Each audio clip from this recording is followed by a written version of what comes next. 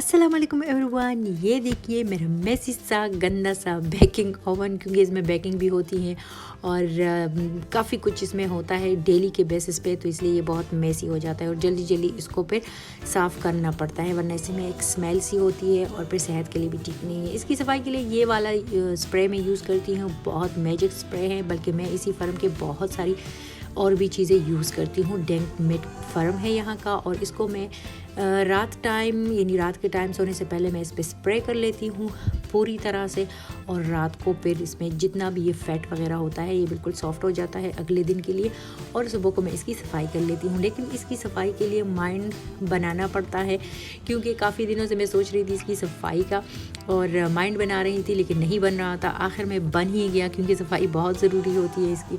असल में इन कंट्रीज़ में डेली के बेसिस पे इसका यूज़ होता है, ना सिर्फ बेकिंग ओवन का बल्कि माइक्रोव का भी। तो जो लोग यहाँ पे रहते हैं वो तो समझ सकते हैं, यहाँ पे यानी पाकिस्तान और इंडिया में ज़्यादा इसका यूज़ मेरे ख़्याल में नहीं होता, लेकिन यहाँ पे बहुत ज़्यादा होता है। और दूसरी बात ये कि इसकी सफाई भी बहुत हार्ड काम है। मेरे ख़्याल में लेडीज़ मेरे साथ एग्री करती होंगी, क्योंकि ये इजी नहीं है, इसके लिए एक्स्ट्रा माइंड बनाना पड़ता है और टाइम भी निकालना पड़ता है। तो ये है नेक्स्ट डे, और सुबह नाश्ते के बाद सबसे पहले मेरा काम यही था कि मैं इसको साफ़ करूं, ताकि मेरा माइंड क्लियर हो जाए और मेरा दिन अच्छे से गुजर जाए। जब मैं इसको साफ़ करती हूँ ना, फिर मैं इसको देखती रहती हूँ कि नहीं अब इसको दोबारा से मैंने यूज़ नहीं करना, लेकिन यूज़ होता रहता है। अभी इसकी जो अंदर की चीज़ें हैं, ट्रे वगैरह है, वो मैं निकाल रही हूँ और इनको शिफ्ट करूँगी मैं वॉशरूम में, क्योंकि मैं किचन में इनको नहीं धोती, सारा पानी फिर नीचे आ जाता है और अच्छा नहीं लगता। तो ये चीज़ें मैं वॉशरूम में ही इजीली वॉश कर लेती हूँ। ये चीज़ें हो गई, या फिर फ्रिज के जो बड़े बड़े वो ट्रेज़ वगैरह होते हैं, उनको भी मैं वॉशरूम में बैठ के इजीली साफ़ कर लेती हूँ, और ये फ़िक्र मुझे नहीं होती कि पानी नीचे आ जाएगा और उनको भी साफ़ करना होगा। तो वॉशरूम का जो टब है वो इन चीज़ों के भी काम आ जाता है।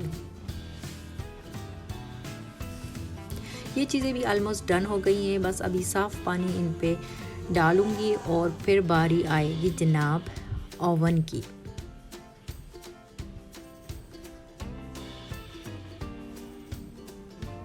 आप लोग बताइएगा, आप आजकल तो मेरे ख्याल में सबके घर में बेकिंग ओवन होता है, क्योंकि आजकल इसकी ज़रूरत है ना।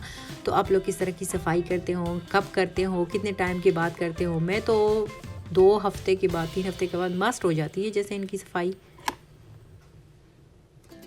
अभी मैं अंदर से अच्छे से इनको साफ़ करूँगी, ये जो बेकिंग ओवन है। तो उसके बाद फिर मैं पहले तो मैं एक छोटा सा जो क्या कहते हैं उसको, हम तो उसको वाश लाप कहते हैं, जो किचन में यूज़ होता है ना शिंक वगैरह के लिए, उसी से करती थी। लेकिन उससे बहुत ज़्यादा टाइम लेता है, इसलिए मैं एक्स्ट्रा एक रुमाल ले लेती हूँ या कपड़ा ले लेती हूँ और उसी से करती हूँ, तो थोड़ा काम यानी बहुत जल्दी हो जाता है।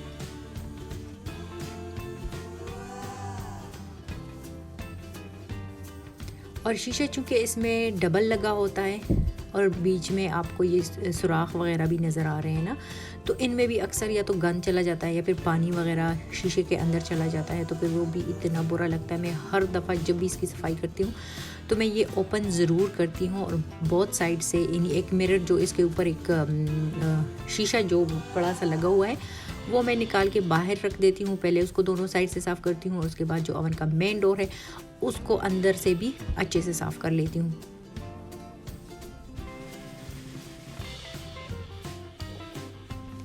ये देखिए, ये काफ़ी भारी होता है।